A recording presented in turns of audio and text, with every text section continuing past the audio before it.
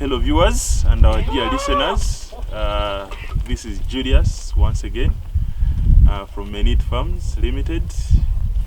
Today I want to talk about an issue that has been disturbing most of the farmers who want to go into this business of goat farming, especially making a decision on which grazing system to use.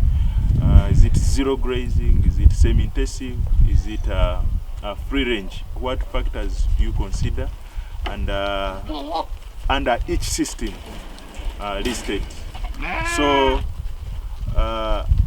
these different systems recognized are three main, and that's zero grazing, there is semi-intensive, and then there is free range. So there are things you should do if you choose to do zero grazing, but there are also some factors that should push you to do zero grazing. For instance, people with limited spaces, you have no choice other than going for zero grazing. And zero grazing for new farmers is a system of farming where you confine animals in one place and then provide for them each and everything under this confinement. So you choose to do zero grazing if you have limited pieces of land, but also under that, the animals that you need to put under zero grazing have to be high end. By high end I mean fast maturing, putting on weight so easily, and that means these convert the food easily into muscles, and these are always high-end crosses, and not again doing zero grazing for locals. Most of you have small spaces and you want to go commercial under zero grazing, yet you want to venture into local breeds that quite take some time to put on weight and be able to meet the market weight. So this is our advice to you. If you are going to do local breeds, then it should not be on a zero grazing, because at the end of the day you are not going to break even easily or maximize the commercial aspect from this business. So after having high-end animals, there are also some other factors you need to consider under zero grazing by growing feeds at the farm. So animals under zero grazing are confined, meaning the feeding, the balanced diet is thought for these animals. Unlike when they go outside for free range, they are able to pick different grasses that meet different nutritional values for themselves. But when you decide to confine them here, you are going to make sure that you balance their diet. So as you grow the pastures, you have to make sure that you have the protein-based pastures, you have the carbohydrates, you have the sugars, you have the starch and other micronutrients, which are very important for these animals to grow and put on weight as recommended. So what am I saying here? Do not think of doing zero grazing without a pasture plan. And in our planning phase, as we do farm planning, we give you this as an attachment to the business plan strategy. So you need to reach out to us in case you need different pastures that give you different food values to make sure you meet that. The other issue is that this pasture should be able to be available throughout the year, meaning, of course, we have different seasons, the dry season and the wet season. So you need an investment into irrigation if you want to maximize on zero grazing and on a smaller piece of land to do a commercial goat farm. So once you go for zero grazing, the takeaways, look at the breed. should be high end. Look at the pasture, should be balanced in diet. Look at the irrigation aspect, watering, to help you be able to have pastures throughout the year.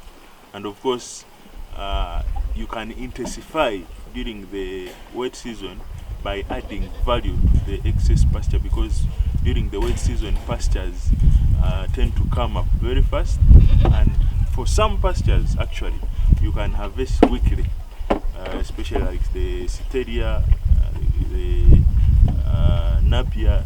They will really grow faster during the wet season, and as long as you have applied some manure to them. So the other grazing system of the zero grazing is the semi-intensive, and this is where you will have animals confined but also leave them to graze outside. Here it is a bit flexible, that you may or may not be able to grow pastures, because you are keeping animals inside the goat's pen for a few hours, and most of the times you leave them to go out. You may grow a few pastures, focusing on the supplements, especially those that have the protein base, because most of the pastures will give them vitamins, will give them energy. So you can choose to only look at protein-based pastures to supplement them under semi-intensive. Now free range, that is where now you leave your animals to graze openly. This requires a big chunk of land, because ideally per acre under free range we always encourage that you can only do 10 goats, and if you go higher it should not exceed 20 goats, because these animals will be feeding on this acre. So I meant 10 goats per acre of pasture or of land available. So in this case, you leave animals to freely roam around. So you need to have quite substantive piece of land, and under this you can actually do even the local animals, because it is easy for them to go out and browse for themselves and come back. Should not be very tedious for you to invest too much. So the level of investment varies with the level of intensiveness. Under free range, it's just open field. Under semi-intensive, you do open field and also do indoors. And with free range, actually, it is also not advisable to do so much the high-end breeds, because you don't want to risk your animal of 5 million in the bush. It may be prone to snakes, it may be prone to river flukes, especially those that have swampy areas. It may be prone to hazardous animals, and of course pastures also that may cause other illnesses, but also foot rot, especially when you take them out. So it would be good that the animals that go out under free range are animals that are a bit resistant, and those are the locals, and crosses, maybe F1, and in this you'll be maximizing your factors of production, and most especially the land element. Yeah, but in any case, however small or however big, we can help give you a strategy that is going to work for you, focusing on the breed element, focusing on the pasture requirements, and focusing on the human resource that is required for you to grow your farm and be able to break even. Reach out us today and let us plan your farm. Let us grow together in a coordinated way, collectively market and grow the industry. Thank you so much.